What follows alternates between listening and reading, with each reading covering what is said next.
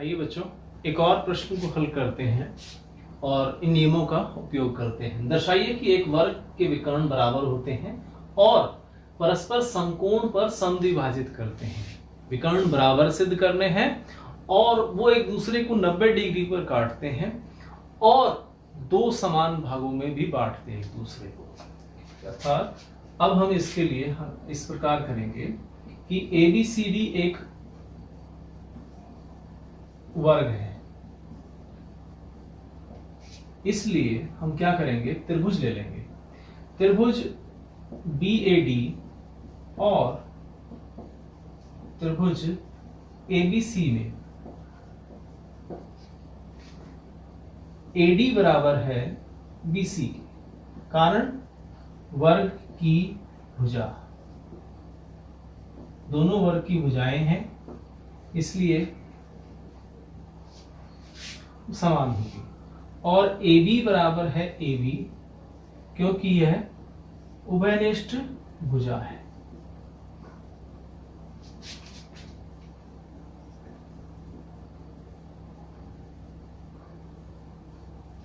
इसके बाद कोण DAB बराबर है कोण ABC के, प्रत्येक 90 डिग्री, दोनों 90 डिग्री के हैं, इसलिए यह भुजा इसके बराबर, यह दोनों में उभयनिष्ठ और यह कोण इस कोण के बराबर हो गया।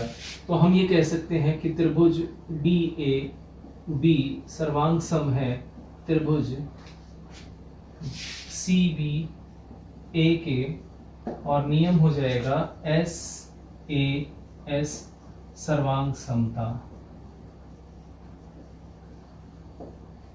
नियम।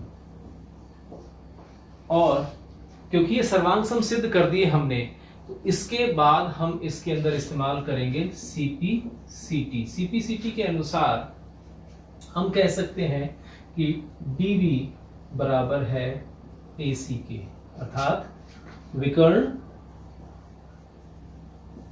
बराबर है। तो एक भाग तो हमने सिद्ध कर दिया। अब इसके बाद दूसरे भाग को सिद्ध करने के लिए हम क्या करते हैं, ये दो त्रिभुज ले लेते हैं छोटे वाले।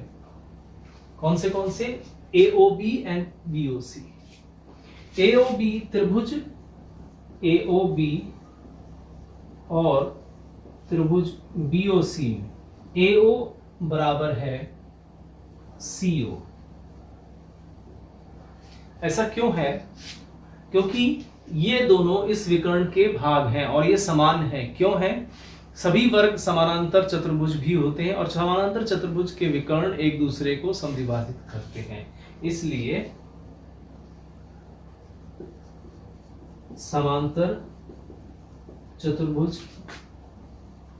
के विकर्ण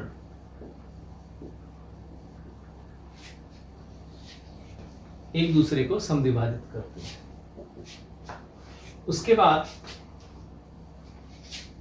हम ये कह सकते हैं कि यह भुजा दोनों में उभयनिष्ठ है, जिसको हम लिख देंगे OB बराबर है OB, और तीसरा AB बराबर है BC।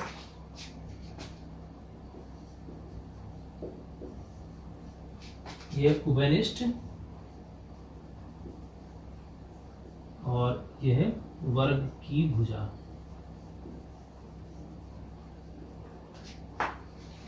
वर्ग की भुजा बराबर है, यह भुजा इसके बराबर है, यह भाग इसके भाग इस भाग के बराबर आ गया और यह दोनों में उभयनिष्ठ हो गया। तो ये दोनों त्रिभुज जो है हमारे पास, त्रिभुज AOB सर्वांग सम हो जाएंगे त्रिभुज COB के, और इसके लिए कारण हो जाएगा SSS सर्वांग समता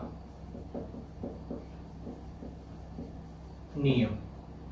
उसके बाद जब हम इसको सर्वांग सम सिद्ध कर देंगे तो हम कह सकते हैं कि कोण संख्या 1 और 2 बराबर होगी। कोण संख्या 1 कोण संख्या 2 के बराबर है और कारण होगा CPCT। लेकिन हमें यह भी पता है कि कोण संख्या 1 और 2 मिलके हमें 180 डिग्री दे रहे हैं, क्योंकि यह एक रेखा के एक तरफ बने हुए दोनों कोणों का रैखिक युग्म है। इसके लिए हम कारण इसके अंदर लिख देंगे रैखिक युग्म। उसके बाद क्योंकि ये दोनों कोण बराबर हैं तो हम इसमें लिख सकते हैं कोण 1 जमा में कोण 1 बराबर है 180 डिग्री, और दो कोण 1 मिलके बनाते हैं 180 डिग्री, तो कोण 1 बराबर हो जाएगा 180 डिग्री बटे 2, क्योंकि 90 डिग्री आ जाएगा। एक 90 डिग्री का आ गया, एक 90 डिग्री का आ गया, इसका मतलब यह हुआ कि दो भी 90 डिग्री का है और इसके सम्मुख कोण ये भी 90 डिग्री के हैं, अर्थात विकर्ण एक दूसरे को 90 डिग्री पर समद्विभाजित करते हैं। आइए बच्चों एक और प्रश्न हल करते हैं। समांतर चतुर्भुज ABCD के विकर्ण BD पर, इस समांतर चतुर्भुज ABCD के विकर्ण BD पर दो बिंदु P और Q इस प्रकार स्थित हैं, P और Q इस प्रकार स्थित हैं कि DP बराबर है DQ। ये जो DP है इतना भाग यह BQ के इस भाग के बराबर है। दर्शाइए कि त्रिभुज APD सर्वांग सम है CQB के, APD सर्वांग सम है CQB के। इस लाल वाले त्रिभुज को, इस त्रिभुज को जो लाल भाग से दर्शाया गया है और इस त्रिभुज को जो लाल भाग से दर्शाया गया है, दोनों को सर्वांग सम सिद्ध करना है। और फिर AP बराबर है CQ दिखाना है, फिर AQB और CPD जो हरे भाग से दर्शाए गए हैं जो त्रिभुज, उन दोनों को सर्वांग सम सिद्ध करना है। फिर AQ बराबर है CP के, इसको इसके बराबर सिद्ध करना है। फिर हमें APCQ को एक समांतर चतुर्भुज सिद्ध करना है। आइए सबसे पहले इन लाल त्रिभुजों को सर्वांग सम सिद्ध करते हैं। इसके लिए हम त्रिभुज APD और BQC में हम सबसे पहले लेंगे AD बराबर है BC। क्योंकि यह ABCD एक समानांतर चतुर्भुज है, तो समानांतर चतुर्भुज की सम्मुख भुजा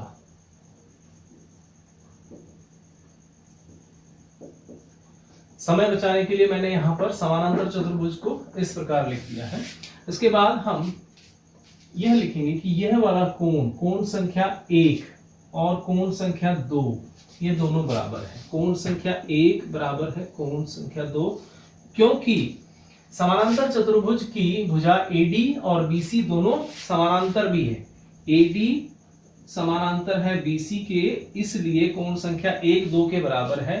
और वो क्यों है? क्योंकि एकांतर कोण, अंतः एकांतर कोण।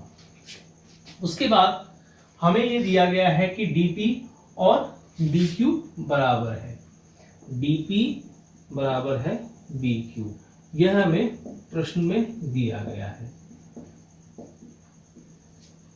अब इन तीनों बिंदुओं को लेते हुए हम ये कह सकते हैं कि त्रिभुज APD सर्वांग सम है त्रिभुज CQB के, और इसके पीछे कारण हो जाएगा SAS सर्वांग समता नियम।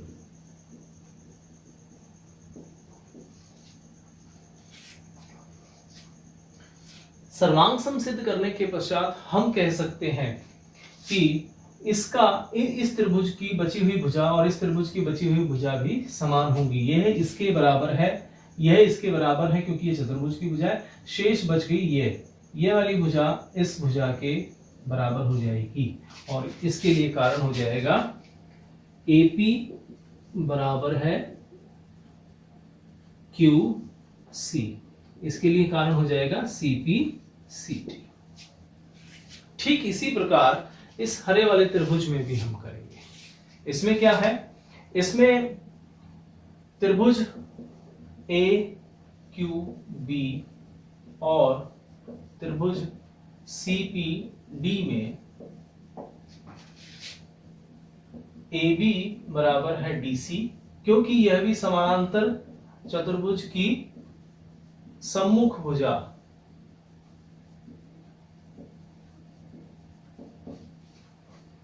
इसलिए बराबर हो गए। अच्छा, उसके बाद BQ बराबर है PD के। यह सवाल, यह प्रश्न में ही हमें दिया गया था।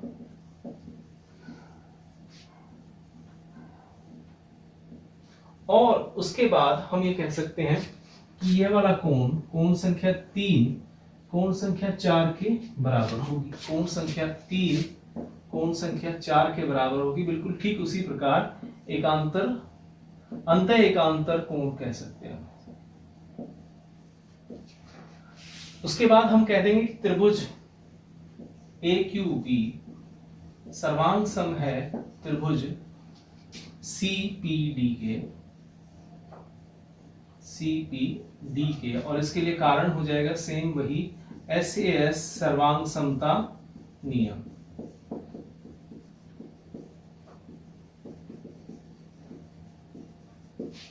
सर्वांग सम सिद्ध करने के पश्चात हम ये कहेंगे कि ये वाली भुजा तो इसके बराबर थी, यह दी हुई थी इसके, तो बच गई कौन सी, ये वाली इसके बराबर हो जाएगी। तो हम ये कह देंगे AQ बराबर है PC के, और इसके पीछे कारण हो जाएगा CPCT। अब इस पॉइंट नंबर 1 और इस पॉइंट नंबर 2 को यदि हम देखें कि यह वाली भुजा तो इसके बराबर, यह वाली तो इसके बराबर आ गई, ये वाली इसके बराबर आ गई।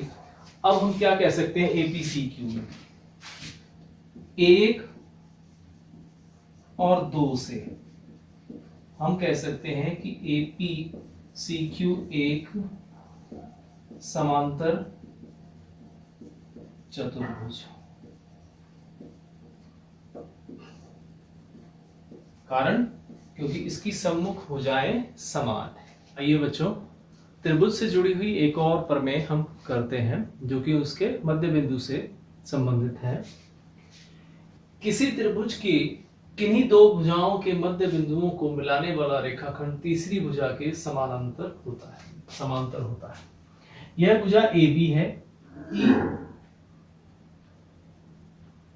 यह भुजा AB है, E इसका मध्य बिंदु है, यह भुजा AC है, F इसका मध्य बिंदु है, अर्थात ये दो भाग बराबर हो गए, ये दो भाग बराबर हो गए। तो हम ये कह सकते हैं, अगर हम EF को मिला दें तो EF इसके समानांतर हो जाएगा, यानी कि EF समांतर BC हो जाएगा यदि E और F इसके मध्य बिंदु हैं। इसका विपरीत, किसी त्रिभुज की एक भुजा के मध्य बिंदु से दूसरी भुजा के समांतर खींची गई रेखा तीसरी भुजा को समद्विभाजित करती है।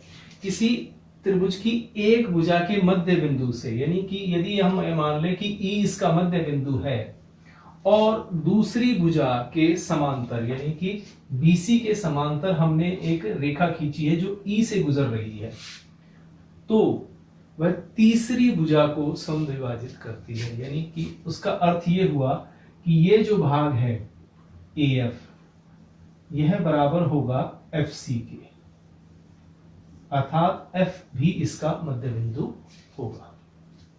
आइए बच्चों, एक और प्रश्न हल करते हैं। ABCD त्रिभुज ABC में DE और F क्रमशः भुजाओं AB, BC और CA, DAB EBC का और FAC का मध्य बिंदु है। दर्शाइए कि बिंदुओं D, E और F को मिलाने पर, इनको मिलाएंगे तो एक त्रिभुज बन जाएगा जिसका नाम होगा DEF। मिलाने पर त्रिभुज ABC चार सर्वांगसम त्रिभुजों में विभाजित हो जाता है, यानी कि जो चारों त्रिभुज बने हैं ये सर्वांगसम हैं और इन्हें हमें सिद्ध करना है। इसके लिए सबसे पहले हम क्या करते हैं, इस भुजा का मध्य बिंदु D लेते हैं और इस भुजा का मध्य बिंदु F लेते हैं। D इसका मध्य बिंदु, F इसका मध्य बिंदु। यदि हम इस DF के बारे में कहेंगे तो DF जो है भुजा BC के समांतर हो जाएगा, DF पैरेलल टू BC। कारण इसके लिए हम जो कारण लिखेंगे वो सीधा लिख देंगे मध्य बिंदु प्रमेय।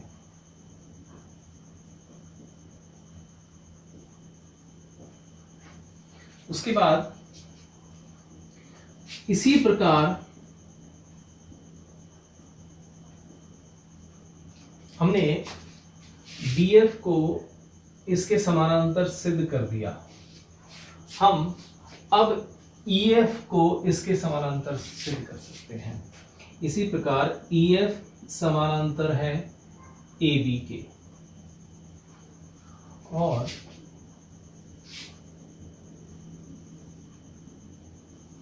अब इसके अंदर अगर हम इस आकृति को देखें BEFD को, तो BEFD में ये हिस्सा इसके समानांतर है, ये वाला हिस्सा इसके समानांतर है। DF समानांतर है BE के, और EF समानांतर है BD के। इससे हम ये कह सकते हैं कि BEFD एक समांतर चतुर्भुज है। यदि यह समांतर चतुर्भुज है, यदि यह समांतर चतुर्भुज है, तो DE इसका एक विकर्ण हो गया, और DE जब विकर्ण हुआ तो ये दो त्रिभुज सर्वांग सम त्रिभुज हुए।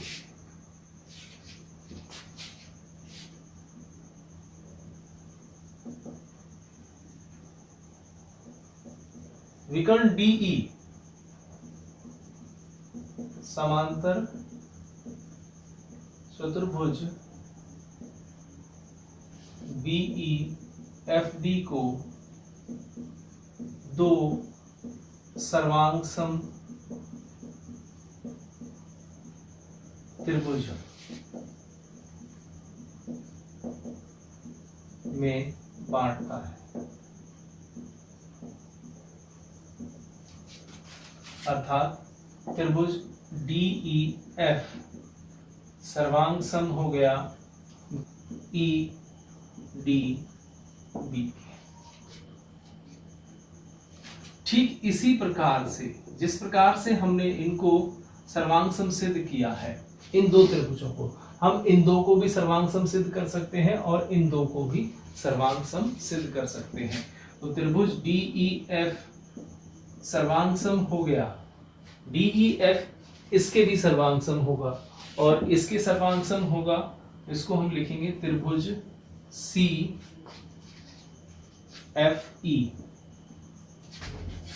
और दूसरा त्रिभुज हो जाएगा DEF सर्वांग सम त्रिभुज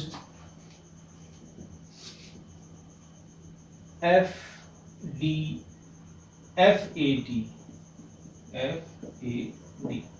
अब इन तीनों समीकरणों से 1, 2 और 3 हम ये कह सकते हैं कि DEF जो है वो इसके भी बराबर है, इसके भी बराबर है और इसके भी बराबर है। तो ये चारों ही त्रिभुज, ये जो DEF है वो इसके भी सर्वांग सम है, इसके भी सर्वांग सम है और इसके भी सर्वांग सम है। अर्थात ये चारों त्रिभुज सर्वांग सम सिद्ध होते हैं। इसलिए 1, 2 और 3 से हम कह सकते हैं क्या कि त्रिभुज DEF सर्वांग सम है त्रिभुज EDB के,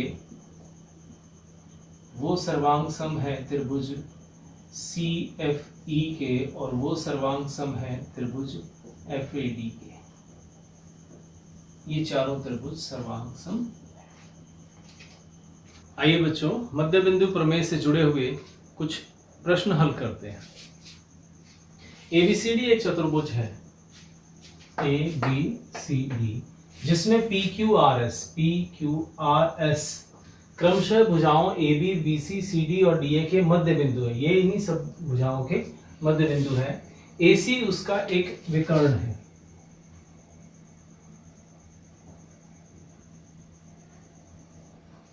दर्शाइए कि SR AC के समांतर है और SR AC का आधा है। फिर PQ और SR एस आर और पी क्यू दोनों बराबर हैं। पी क्यू आर एस एक समांतर चतुर्भुज है। इसके लिए सबसे पहले हम लेंगे एस आर ए सी के समांतर है। इसको सिद्ध करने के लिए हम लेंगे एस भुजा एडी का मध्य बिंदु है। यह इसका मध्य बिंदु है। ये दोनों भाग बराबर दिए हुए हैं। फिर उसके बाद हम लेंगे आर भुजा डीसी का मध्य बिंदु है।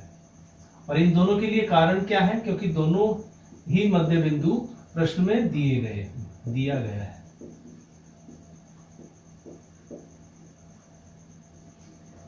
उसके बाद ये दोनों मध्य बिंदु हो गए, तो मध्य बिंदु प्रमेय के अनुसार त्रिभुज ए डी सी में मध्य बिंदु प्रमेय के अनुसार, मध्य बिंदु प्रमेय के अनुसार हम कह सकते हैं कि एस आर पैरेलल है एसी के और एस आर आधा है एसी का। क्योंकि मध्य बिंदु प्रमेय कहती है यदि हम किसी त्रिभुज की दो भुजाओं के मध्य बिंदुओं को मिला दें तो वह रेखाखंड तीसरी भुजा के समांतर होगा और उसका आधा होगा। तो ये हमने पहले दो भाग सिद्ध कर दिए। अब ठीक इसी प्रकार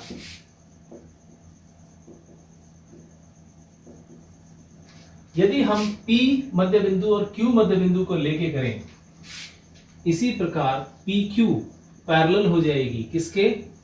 AC के, और PQ आधा हो जाएगा AC का।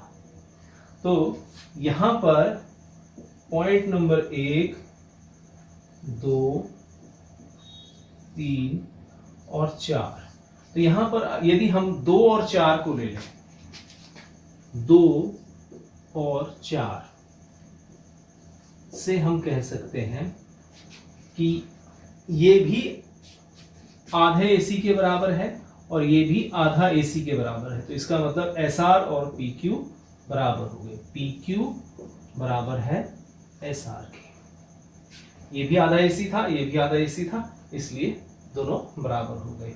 इसलिए अब हमने पी क्यू और एस आर बराबर सिद्ध कर दिए। दो भाग हो गए।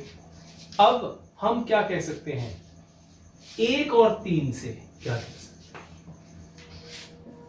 1 और 3 से, 1 और 3 से एस आर पैरेलल है एसी के और पी क्यू पैरेलल है एसी के। तो इसका मतलब हम कह सकते हैं कि पी क्यू भी पैरेलल है एस आर के। ये नंबर 6 आ गया और इसको नंबर हम 5 दे देते हैं।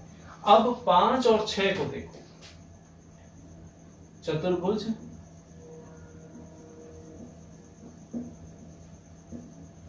PQRS में 5 और 6 से क्या कि PQ और SR पैरेलल है। PQ और SR ये दोनों पैरेलल है।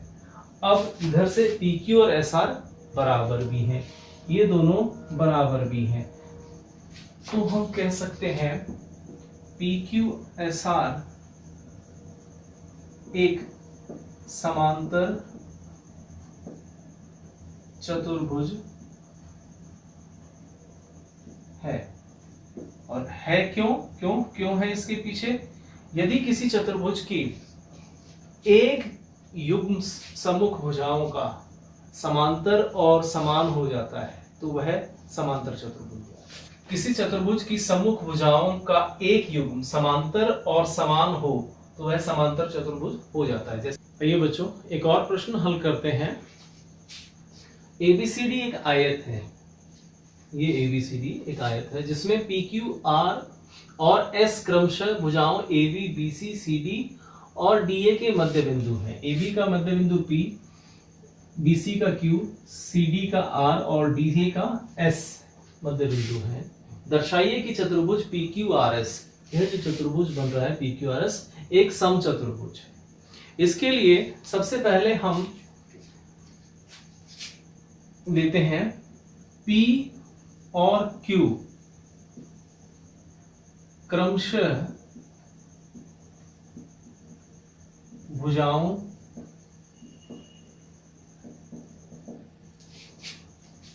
AB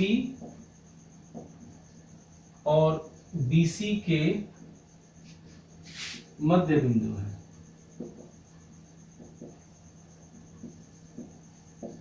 और ये क्यों है? क्योंकि ये प्रश्न में ही हमें दिया गया है। उसके बाद हम ये कह सकते हैं त्रिभुज ABC में कि PQ समांतर होगा AC के और PQ आधा होगा AC का। और इन दोनों के पीछे का कारण क्या है? मध्य बिंदु प्रमेय।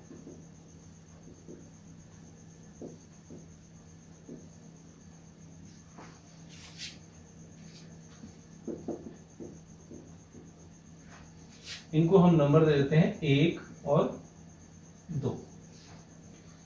जिस प्रकार हमने ABC त्रिभुज में PQ को इसके समांतर सिद्ध किया है, ठीक उसी प्रकार हम त्रिभुज ADC में भी इसी प्रकार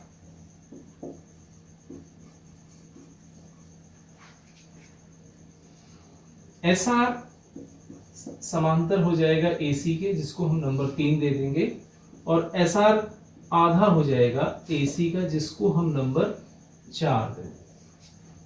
अब इन दोनों में 1 और 3 से 1 और 3 में क्या है? PQ AC के समांतर है, SR AC के समांतर है, दोनों ही AC के समांतर है। तो इसका मतलब PQ समांतर हो गया SR का, इसको हमने नंबर दे दिया 5। अब इसके बाद 2 और 4 से हम क्या कह पाएंगे? 2 में लिखा है कि PQ AC का आधा है, 4 में लिखा है SR AC का आधा है। तो इसका मतलब दोनों आधे AC के हैं, ये और ये एक जैसा है, तो इसका मतलब ये दोनों भी बराबर हो जाएंगे। तो PQ बराबर है SR के। अब ये हो गया 6। अब PQ समांतर है SR के, PQ बराबर है SR के। यदि हम इसे देखें तो ये वाली भुजा इसके बराबर भी है और इसके समांतर भी है। तो हम ये कह सकते हैं कि PQRS 5 और 6 से हम ये कह सकते हैं PQRS एक समांतर चतुर्भुज है। और इसके पीछे नियम क्या होगा? नियम होगा किसी चतुर्भुज की इसके पीछे नियम क्या होगा? किसी चतुर्भुज के सम्मुख भुजाओं का एक युग्म यदि बराबर हो और समांतर हो तो वह चतुर्भुज समांतर चतुर्भुज हो जाता है। तो इसके अंदर ये एक युग्म जो है वो समांतर भी है और बराबर भी है, इसलिए यह समांतर चतुर्भुज हो गया। यही हमें सिद्ध करना था।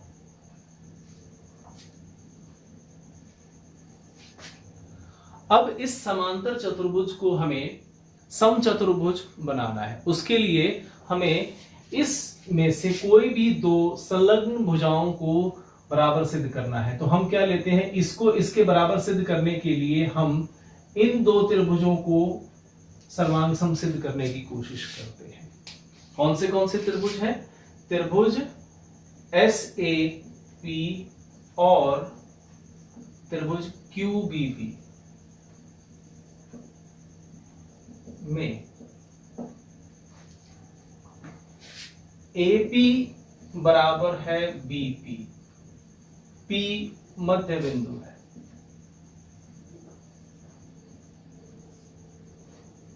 इसलिए उसके बाद इसको नंबर हम 7 दे रहे हैं। उसके बाद AD बराबर है BC के, आयत की भुजा,